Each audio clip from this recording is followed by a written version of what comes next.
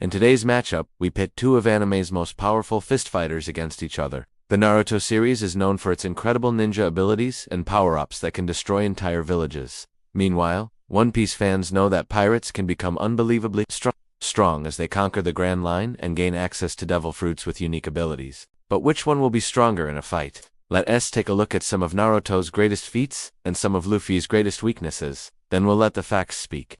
Kicking off with Naruto, as he has done many amazing things throughout his run in the series, his strength is pretty hard to gauge. He seems to be much stronger than other shinobi. When it comes to taijutsu or hand-to-hand combat, for example, in episode 362, Naruto was able to destroy a giant statue of the previous Hokage that had been carved out of solid rock. This was before he unlocked the full power of the nine-tailed fox inside him. If we're just looking at his feats from the original series, this feat would place him well over 75 tons in strength. However, during the Pain arc, it's shown that he's actually capable of fighting Pain, who's believed by some fans to be around 300 tons himself. So there's no doubt that Naruto is very, very strong.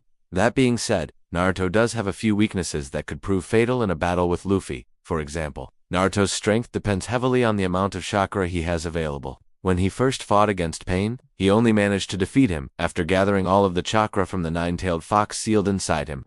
Another weakness that Naruto has is his inability to swim. In the series, he mentioned several times that he is not a good swimmer and gets tired easily when trying to stay underwater for long periods of time. And finally, the Rasengan is one of Naruto's signature moves, but it also happens to be his biggest weakness. Why? Well, when he uses the move, he becomes extremely vulnerable to attacks from all sides.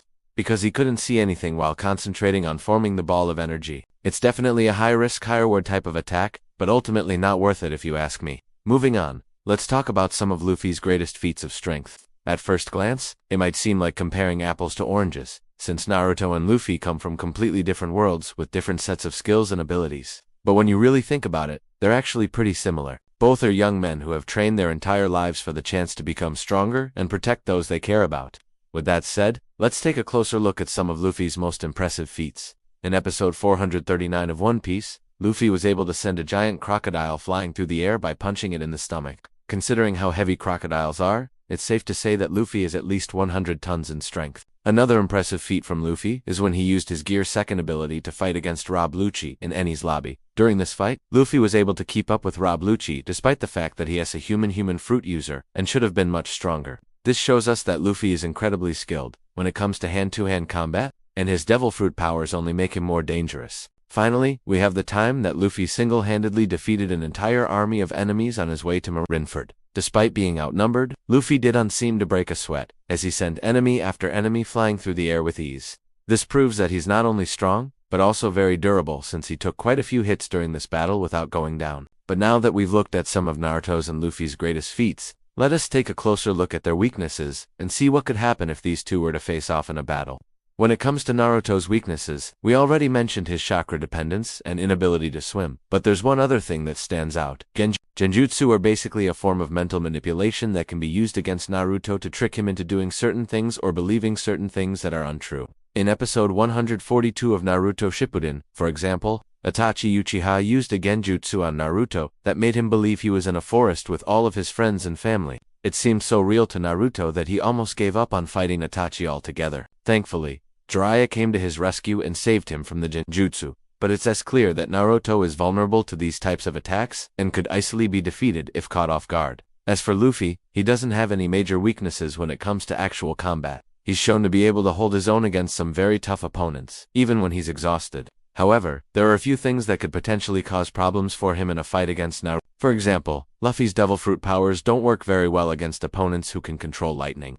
In the anime, it's shown that whenever Luffy uses his rubber powers against someone who's controlling electricity, he takes massive amounts of damage every time he makes contact with them. We saw this firsthand when he fought against Eneru, the god of Skypiea. Even though Luffy was eventually able to defeat Eneru, it wasn't easy and he took a lot of punishment along the way. So now that we know a little bit more about each character's strengths and weaknesses, let's try to determine who would win in a fight.